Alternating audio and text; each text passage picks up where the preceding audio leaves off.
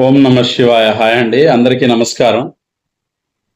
ఈశ్వరి జ్యోతిర్వాస్తు కేంద్రం, scientific research centre, Tiruchanur, Tirupati. నా పేరు శివకుమార్ కాగిత.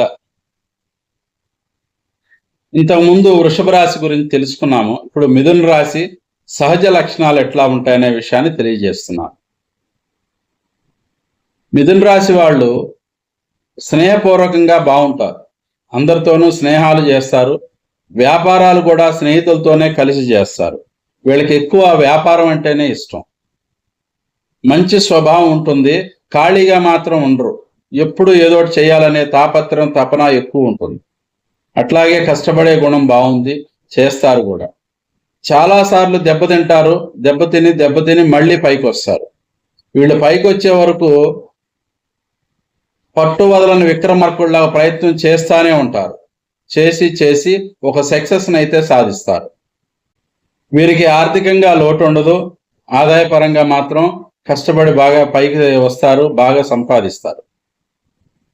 అట్లాగే కుటుంబపరమైనటువంటి విషయాల్లో ఏ లోటు లేకుండా చాలా జాగ్రత్త పడతారు.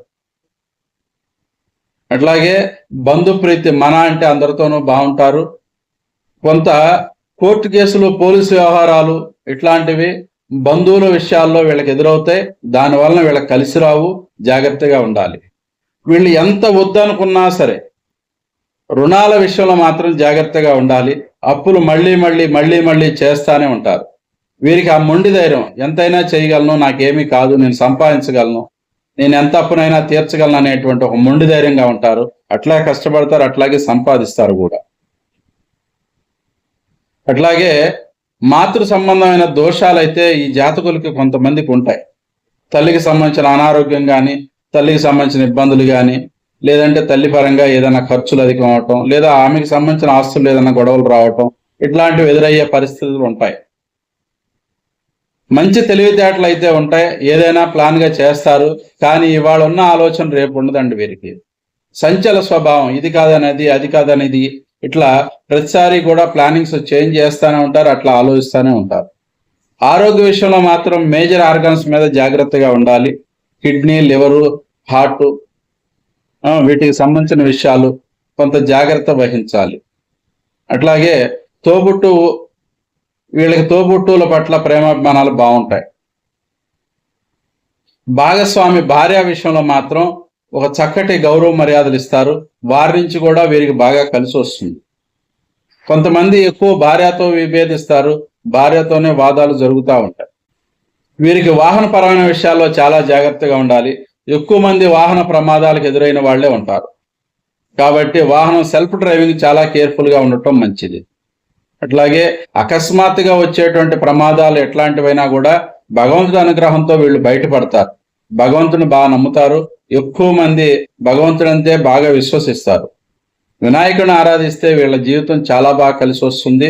ఎట్లాంటి దోషాలైనా కూడా ఆ వినాయకుని అనుగ్రహం వలన ఆ దోషాలు సమసిపోతాయి.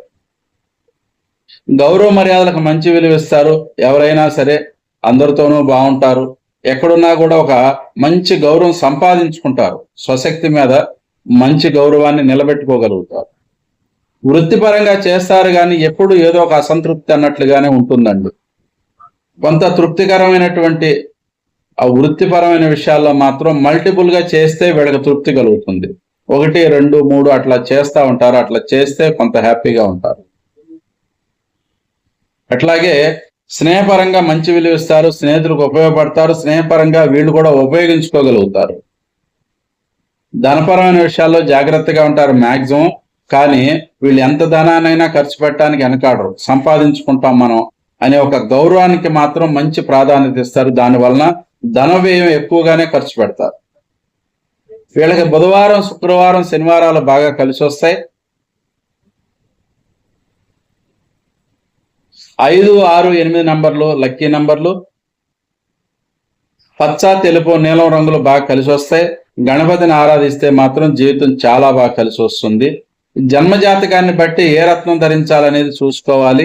పేరుకి ఈ మిథున రాశికి సంబంధించిన విషయాల్లో మృగశిర నక్షత్రం 3, 4 పాదాలు, ఆరుద్ర నక్షత్రం 4 పాదాలు, అట్లాగే పునర్వసు నక్షత్రం 3 పాదాలు కలిపి 9 కలిపి మిథున రాశి అవుతుంది. మీ పేరుకి మిథున రాశి అయి ఉంటే నేను చెప్పిన ఫలితాలు ఖచ్చితంగా పనిచేస్తాయి. Thank you.